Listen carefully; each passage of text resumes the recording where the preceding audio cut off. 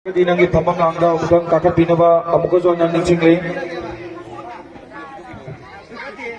Ako'y present to ko'y tansa tulog sa gay yang mun na taro haurasi ko. Jemina sandeng ko. Jemina. Price lobo sa pamatanda yang na ahong kumapudo na puming to ko'y Hi di ba pa second half.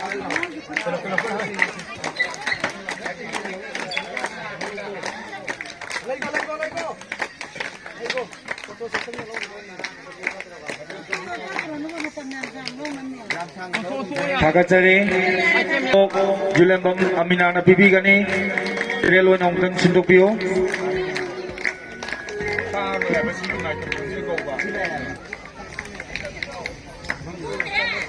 Ko'y Gasol Bawaner ki pamam lang da pambi na bagi damak ka club asiki vice president ki pampubiri ba ay ginung Caesar bye bye longjam hari mohon bu Gasol Bawaner ki pamam lang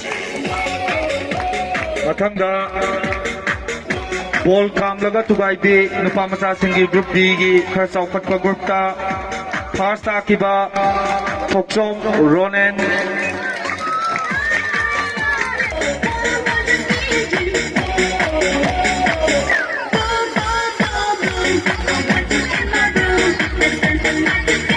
Thank you. I found the labor. I sent for go to Pakistani. Matanda Kendall Nuret Kendall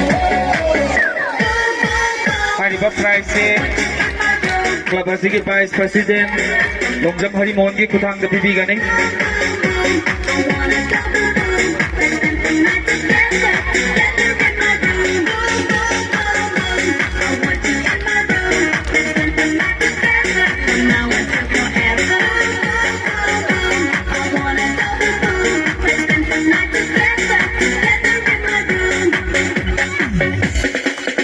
Thank you very much. Thank you.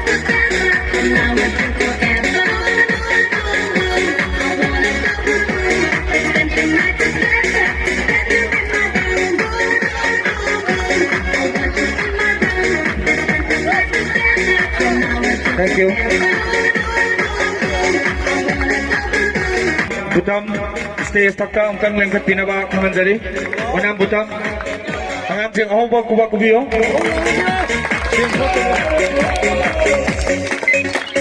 Ay sanupa General Secretary na magi phamam langda phangorbai matungda kuje kaikoi one member Julian Bamongbe Aminagi kuthangda prices yang ang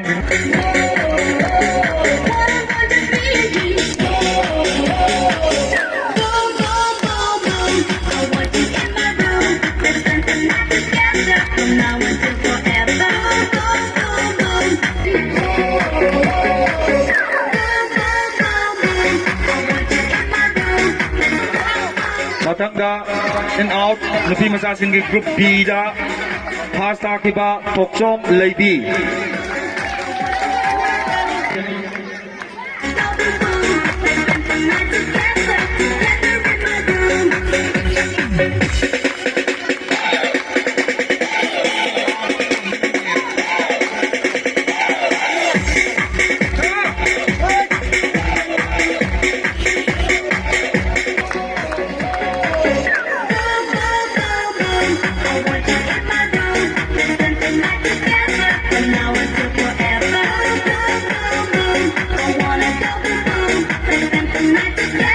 Kina sekene prisanga patau gana fast ni ko fast ki pareng do kina na adom dale popa kina na matai lepo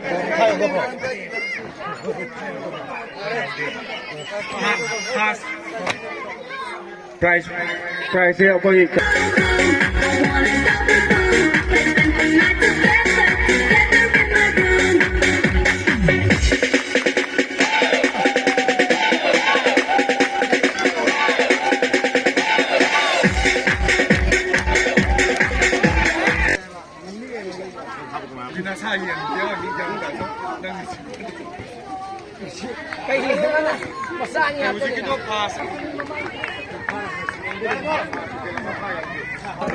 slowly race ta fast ta kiba Thokchom able second ta seri sport secretary utang da ungam PBO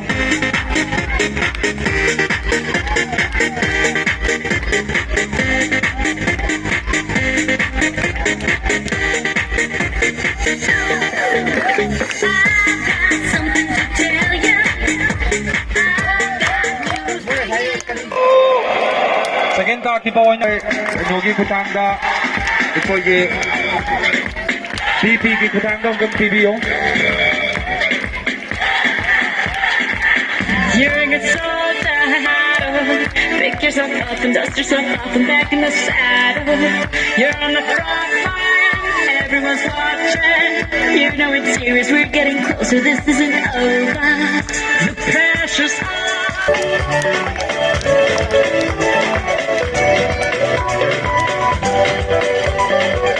Listen to your God, this is our motto. Your time to shine, don't wait in line, vamos Diba kakandari ball tugaibe nupa masa singi group B da fast ta ki Time for Africa. Samina, hey, hey, waka, waka, hey, hey. Samina, sakalewa. Samina, hey, hey, waka, waka, hey, hey. Samina, sakalewa. It's time for Africa. Biggie, biggie, mama, whatever you say. Hey, hey, Samina, sakalewa. Samina, hey, hey, waka, waka, hey, hey. Samina, sakalewa. It's time for Africa. nupa masa amadi nupi masa apikpa yamna piba nupa masa amadi nupi masa sin punjalakanda taugiba ball hairiba pa second tha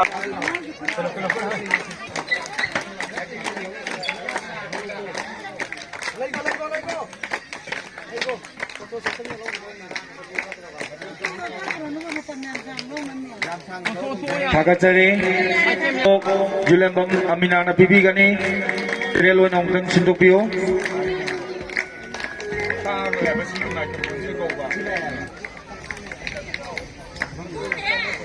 Koigi Gosau Bawaner ki Pamam Lang the Pambina Bagidamaka Club Asiki Vice President ki Pampu Biriba Aginung Caesar Bye Bye Longjam Hari Mohanbu Gosau Bawaner ki Pamam Lang Mathangda ball kamlaga tugaibe nupa masa singi group D gi khar chawkhatpa group ta first ta kiba Thokchom Ronen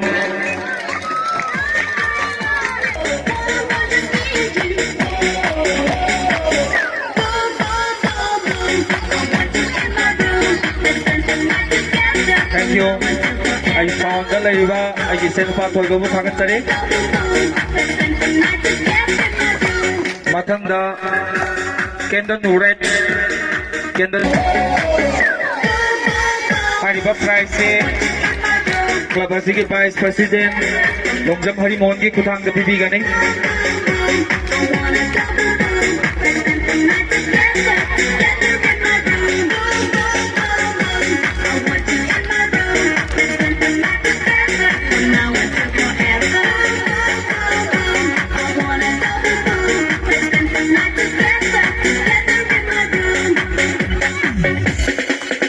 Thank you very much.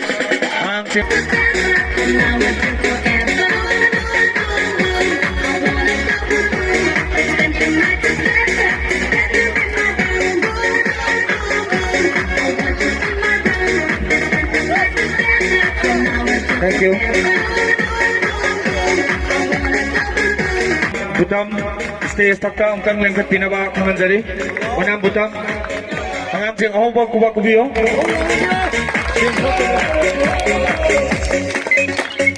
Aisa nupa General Secretary na magi thamam langda phangorbai matungda kuje kaikhoi try koi one member Yulam Bongbe Aminagi kuthangda prices yang ang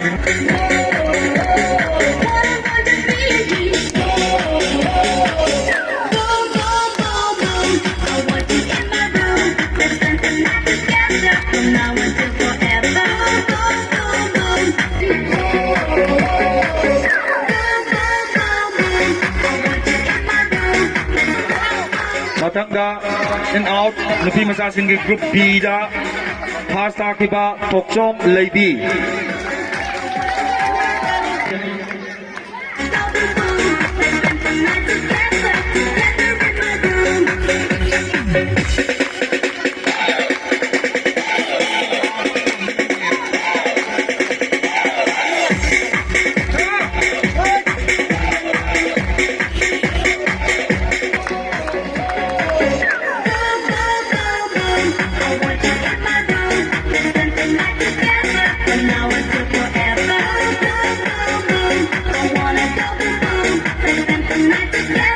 Kaikina second Prisanga Pathaugana fast Niko, fast keep Padiango Kaikina.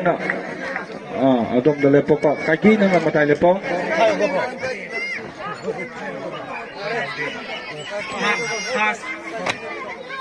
Price here for you.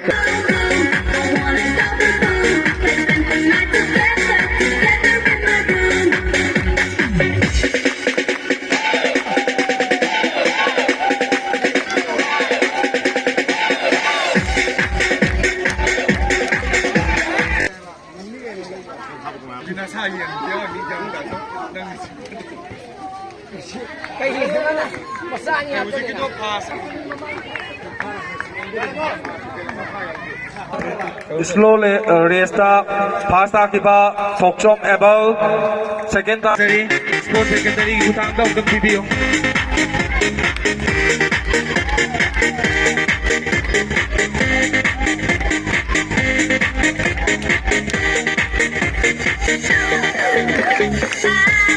Something to tell you. second akiba wanya Nogi Kutanga ipoge PP ki Kutanga ng video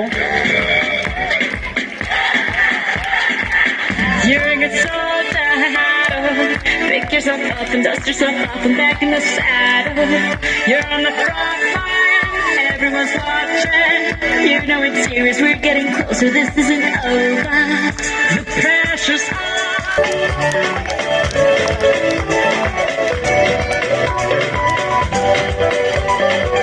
Listen to your God, this is our motto.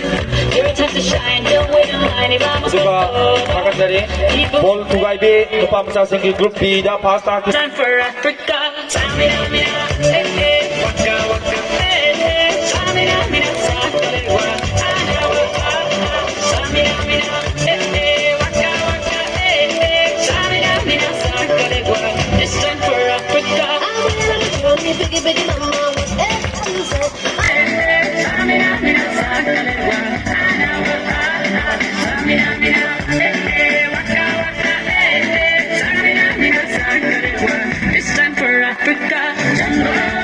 Nupa Masa Madinipi Masa Apikpa Yamnapi but Nupa Masa Madinipi Masa Sing Punjala Kanda Taugiba Ball to Yaw mga piling kay live ni Tawag ni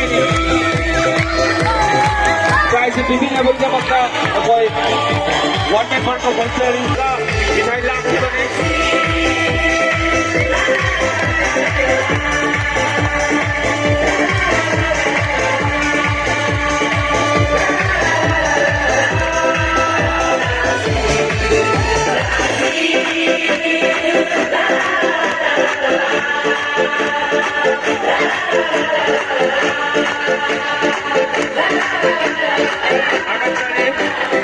Jumlah lebih hanya terpakai tadi.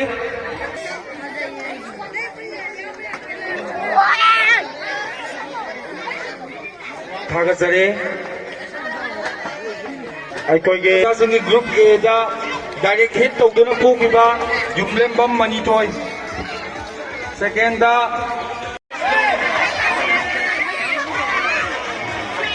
Sondeng Pakai tadi. Pokok masa bukang dah bayar usah le. Dengan singjeng.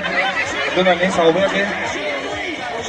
Oje ako'y maugi aman nila sabi na sa ubusing niya ako'y tanong daw ko tayo. Oinam ungbi tama debi wabog oinam angaw ba? Ongga kakabiro. Matanda to.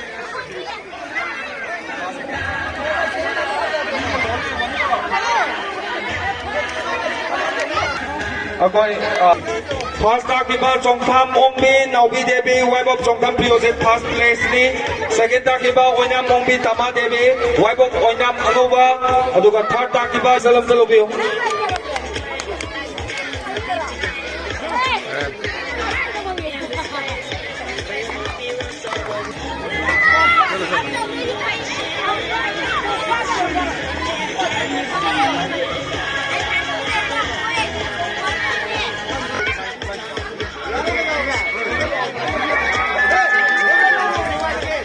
Oinam Ongbi Khazabi wife of Oinam Babu Macha. Aduga third takiba Oinam Ongbi Dasumati Leima wife of Oinam.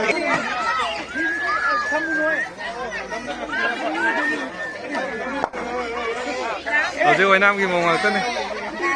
Ako sports secretary na pibiro, kasi kaya yung kumano ko.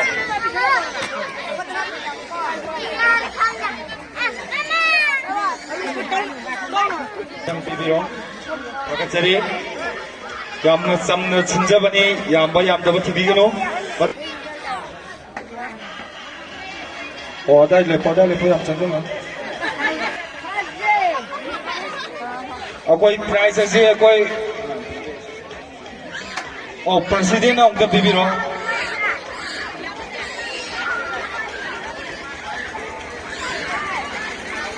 Sinjan mo.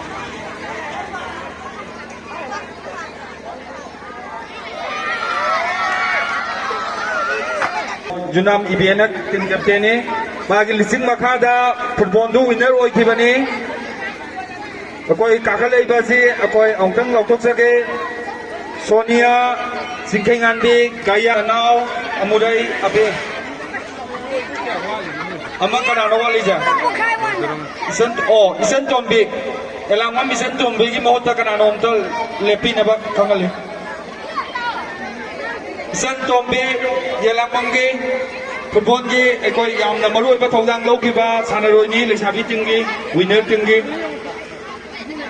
Isn't John Big Mota Cananum Lepio.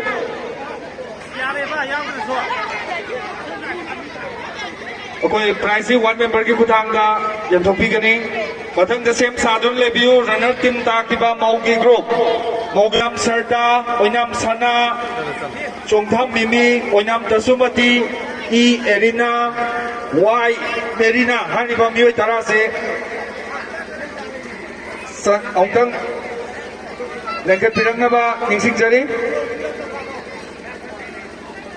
Sem saduna lebiu amukta ningsing jage runner team maugi runner oikiba o ibesana TIS Minerva Y ibe Kesu kaide mamai mahut yaw kesu kaide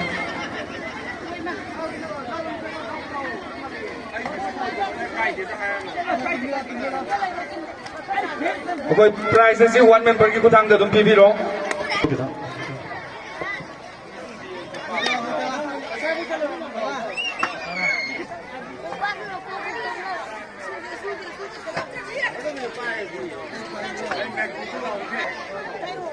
Yamna Pajana Ekoi Yam Sing Lem na one member ki kutang da football ki runner oikiba mok sing ki team da prize asian thokle mathang ki sahida hen na hona bakanduna Malaysia sing na ngam ki bado mo kuju ngam da ba ya debe wakolon da mathang sahida hen na mapung thaba adom lawa yamna ting ting lawa mo group mo oisano abadi ki team da yaw ki ba mo jing do yar ba sa Kakalo abadi de yaw ki bangay do kakalo mok jing do yarba sure ko tara sure ba sina akoi na football da isabi na ngor ga ju kabadi da di mok na yam na laksana set ani sino da mai thi ba bi gi bani isabi jing je pra suju na khara ga makoi maling ge pe thara ga makut masa ga je ekta tingthok adum laba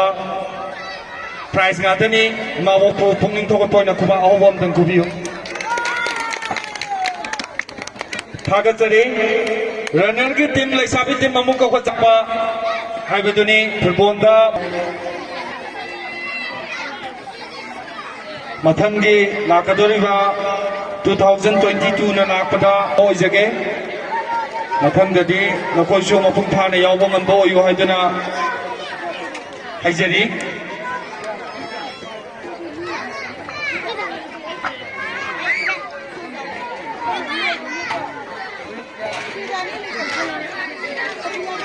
ꯑꯩꯈꯣꯏ ꯄ꯭ꯔꯥꯏꯖꯁꯨ ꯌꯦꯟꯕ ꯂꯣꯏꯁꯤꯜꯂꯛꯂꯕꯅꯤ ꯑꯗꯨꯅ ꯋꯥꯠꯂꯤꯕ ꯃꯧ ꯑꯃꯗꯤ ꯂꯩꯁꯥꯕꯤꯁꯤꯡ ꯑꯩꯈꯣꯏ ꯊꯥꯕꯜ ꯑꯩꯈꯣꯏ ꯌꯦꯟꯊꯣꯛꯆꯒꯅꯤ ꯄ꯭ꯂꯥꯏꯇꯤꯡꯒꯤ ꯃꯧꯒꯤꯗꯣ ꯑꯩꯈꯣꯏ entertainment ꯅꯠꯇꯦ ꯑꯩꯈꯣꯏ ꯄ꯭ꯔꯥꯏꯖ ꯑꯣꯏꯅ ꯌꯦꯟꯊꯣꯛꯀꯅꯤ ꯄꯥꯈꯠꯄꯤꯒꯅꯨ ꯉꯥꯏꯍꯥꯛ ꯑꯩꯈꯣꯏꯁꯨ ꯍꯨꯃꯥꯡ ꯀꯥꯔꯨ ꯇꯧ ꯑꯩꯈꯣꯏ ꯂꯩꯁꯥꯕꯤ ꯇꯤꯝꯒꯤ ꯊꯧꯔꯤ ꯆꯤꯡꯕꯤꯗ ꯋꯤꯟꯅꯔ ꯑꯣꯏꯈꯤꯕ ꯃꯤ 12 ꯑꯃꯇ ꯂꯦꯡꯈꯠꯄꯤꯔꯛꯑꯣ ꯑꯗꯨꯒ ꯑꯃ ꯋꯥꯠꯂꯦ ꯍꯥꯏꯕꯗꯨꯒꯤ ꯃꯍꯨꯠ ꯁꯕꯁꯇꯤꯇ꯭ꯌꯨꯠ ꯑꯃꯒ ꯄꯨꯈꯠꯄꯤꯔꯛꯑꯣ ꯂꯥꯛꯑꯕ꯭ꯔꯥ ꯂꯥꯛꯑꯣ ꯂꯦꯡꯈꯠꯄꯤꯔꯛꯑꯣ ꯋꯥꯠꯂꯒꯗꯤ ꯑꯅ ꯂꯥꯏ ꯈꯨꯔꯝ ꯂꯩꯔꯝꯕꯅꯦ ꯁꯤꯡꯕꯨ ꯀꯥꯈꯤꯕꯅꯤ ꯂꯩꯁꯥꯕꯤꯁꯤꯡꯁꯦ ꯍꯟꯗꯛꯇꯤ ꯌꯥꯝ ꯂꯧꯋꯤ ꯂꯣꯏꯅ ꯄꯨꯔꯒ ꯆꯠꯈꯤꯗꯣꯏꯔꯥ ꯀꯩꯅꯣ ꯈꯪꯗꯦ ꯍꯟꯗꯛ ꯆꯍꯤꯁꯦ ꯄꯪꯂꯧꯗ ꯂꯧꯋꯤ ꯄꯤꯒꯗꯕ ꯋꯥꯟ ꯃꯦꯝꯕꯔꯅ ꯑꯗꯨꯝ ꯄꯤꯍꯜꯂꯣꯕ ꯅꯨꯡꯉꯥꯏꯔꯣꯏꯕ ꯅꯨꯄꯤꯗ ꯄꯤꯕꯗꯨꯗꯤ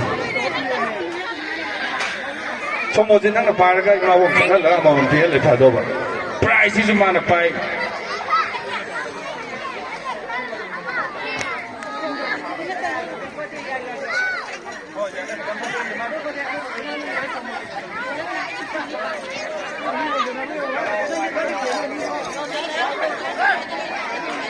ꯍꯧꯖꯤꯛ ꯌꯥꯝ ꯐꯖꯅ ꯑꯩꯈꯣꯏ ꯂꯩꯁꯥꯕꯤꯁꯤꯡꯁꯤꯅ ꯍꯟꯖꯤꯟ ꯍꯟꯖꯤꯟ ꯄ꯭ꯔꯥꯏꯖꯁꯦ ꯂꯧꯋꯤ ꯑꯗꯣ ꯑꯩꯈꯣꯏ ꯅꯤꯡꯍꯟꯕ ꯇꯧꯕꯤꯒꯅꯨ ꯃꯧ 9 ꯃꯣꯏꯒ ꯆꯤꯡꯅꯈꯤꯕꯁꯦ ꯃꯧ 9ꯒꯅꯤ ꯍꯥꯏꯔꯤꯕ ꯃꯧ 9ꯗꯣ ꯑꯩꯈꯣꯏ ꯆꯞ ꯃꯥꯟꯅꯅ ꯄ꯭ꯔꯥꯏꯖꯁꯦ ꯄꯤꯖꯒꯅꯤ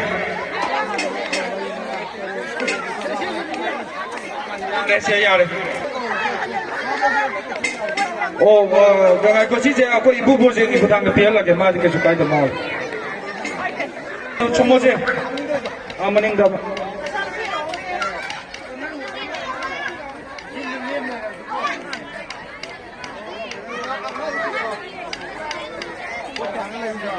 ꯂꯣꯏꯔꯕ ꯂꯣꯏꯔꯦꯀꯣ ꯍꯧꯖꯤꯛ ꯑꯩꯈꯣꯏ ꯀꯦꯟꯗ꯭ꯔ 2 ꯂꯩ ꯑꯣꯏꯅꯥꯝ ꯄ꯭ꯔꯖꯦꯟꯇꯤꯅꯥꯒ ꯏꯆꯟꯒ ꯃꯌꯥꯏꯗ ꯂꯩꯕꯤꯔꯣ ꯑꯗꯨꯒ ꯊꯥꯔꯗꯅ ꯆꯣꯡꯊꯥꯝ ꯅꯥꯎꯕꯤ ꯁꯤꯅ ꯊꯥꯔ ꯑꯣꯏꯒꯗꯧꯕꯀꯣ ꯑꯩꯈꯣꯏ ꯄ꯭ꯔꯁꯤꯗꯦꯟꯅ ꯑꯗꯨꯝ ꯄꯤꯕꯤꯔꯣ ꯂꯣꯏꯁꯤꯟꯕꯁꯦ ꯑꯩꯈꯣꯏ ꯑꯔꯣꯏꯕ ꯄ꯭ꯔꯥꯏꯖꯅꯤ ꯃꯁꯤ ꯃꯇꯥꯡ ꯁ꯭ꯋꯥꯏꯗ ꯑꯩꯈꯣꯏ ꯄ꯭ꯔꯥꯏꯖ ꯌꯦꯟꯕꯁꯦ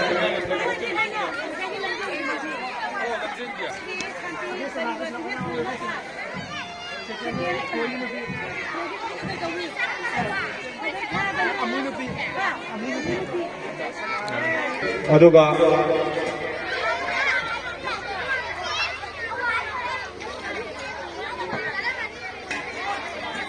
ꯑꯩꯈꯣꯏ ꯄ꯭ꯔꯣꯒ꯭ꯔꯥꯝꯁꯤ ꯌꯥꯝ ꯅꯜꯂꯒ ꯂꯩꯕꯅꯤꯅ ꯑꯩꯈꯣꯏ ꯈꯤꯇꯪ ꯁꯝꯖꯜꯂꯦ ꯋꯥꯔꯧꯕꯤꯔꯣꯏ ꯑꯗꯨꯒ 50ꯔꯛ ꯁꯨꯕ ꯁꯦꯃꯥꯏꯖꯤꯡ ꯃꯅꯤꯡ ꯂꯩꯀꯥꯏ ꯅꯍꯥꯔꯣꯜ ꯀ꯭ꯂꯕꯅ ꯁꯤꯟꯖꯕ ꯑꯦꯅꯨꯑꯦꯜ ꯌꯥꯎꯁꯪ ꯁ꯭ꯄꯣꯔꯠ ꯃꯤꯠ ꯑꯗꯨ ꯂꯣꯏꯁꯤꯟꯕꯒꯤ ꯇꯥꯟꯖꯥꯗꯨ ꯂꯧꯖꯒꯦ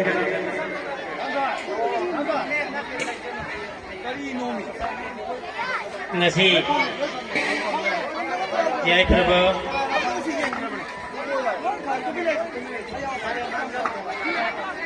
irai nudasda samajin mani lagai narul club ki sport losin lagi tharum asibu asida tai sa phambiri ba mengwena pamdra panjatra gasu kuding mapu ahamada lorna primjari ado lolena arapa amati anapatagi lakpiriba aigi nungsiraba naigo halaman imaibel sinau khai kibik kusu amada ko nonakramjari aikoi gi yakshin sport haibase karigino haibada sana khunabana mapu henba aikoi gi thaini gi abe tinaba pasa thanaba thapasatnaba madu gi mahutta sana khunabana impham oiraga angang sini tungda horokadaba angang nupi nupa khaidana sports da thawai yauna nabki damakta akoi sport asi sinjabani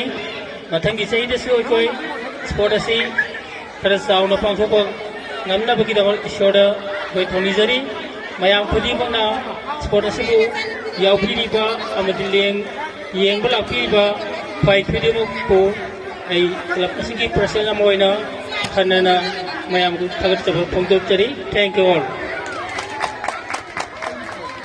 ꯑꯩꯈꯣꯏ ꯊꯧꯔꯝꯁꯤ ꯉꯁꯤꯒꯤꯗꯤ ꯃꯇꯥꯡ ꯁ꯭ꯋꯥꯏꯗ ꯂꯣꯏꯁꯤꯟꯖꯔꯦ ꯍꯥꯏꯕꯗꯨ ꯍꯥꯏꯖꯔꯤ ꯃꯌꯥꯝꯅ ꯑꯍꯣꯡꯕ ꯈꯨꯕꯛ ꯈꯨꯕꯤꯗꯨꯅ ꯀ꯭ꯂꯕꯁꯤꯒꯤ ꯅꯨꯡꯉꯥꯏ ꯌꯥꯏꯐꯕ ꯆꯥꯎꯈꯠꯄ ꯄꯥꯝꯖꯔꯤ ꯊꯦꯡꯛ ꯌꯨ ꯑꯩꯈꯣꯏ ꯊꯥꯕꯜ ꯆꯣꯡꯕꯗꯨ ꯑꯩꯈꯣꯏ ꯍꯧꯖꯤꯛ ꯈꯨꯗꯛꯁꯤꯗꯒꯤ ꯍꯧꯖꯔꯒꯅꯤ ꯃꯧ ꯑꯃꯗꯤ ꯂꯩꯁꯥꯕꯤꯁꯤꯡ ꯑꯃꯗꯤ ꯀ꯭ꯂꯕꯀꯤ ꯚꯣꯂꯨꯟꯇꯤꯌꯔꯁꯤꯡꯒꯤ ꯁꯥꯏꯠꯇꯒꯤ ꯈꯪꯍꯟꯖꯅꯤꯡꯕ ꯑꯃꯅ ꯌꯥꯝꯅ ꯆꯤꯡ ꯂꯦꯝꯕ ꯅꯥꯠꯀꯤ ꯑꯣꯏꯕ ꯃꯑꯣꯡꯗ ꯊꯥꯕꯜ ꯆꯣꯡꯕꯤꯌꯨ ꯂꯣꯏꯅꯅ ꯑꯩꯈꯣꯏꯒꯤ ꯈꯠꯅ ꯆꯩꯅꯕ ꯁꯥꯎꯅꯕ ꯌꯥꯎꯗꯅ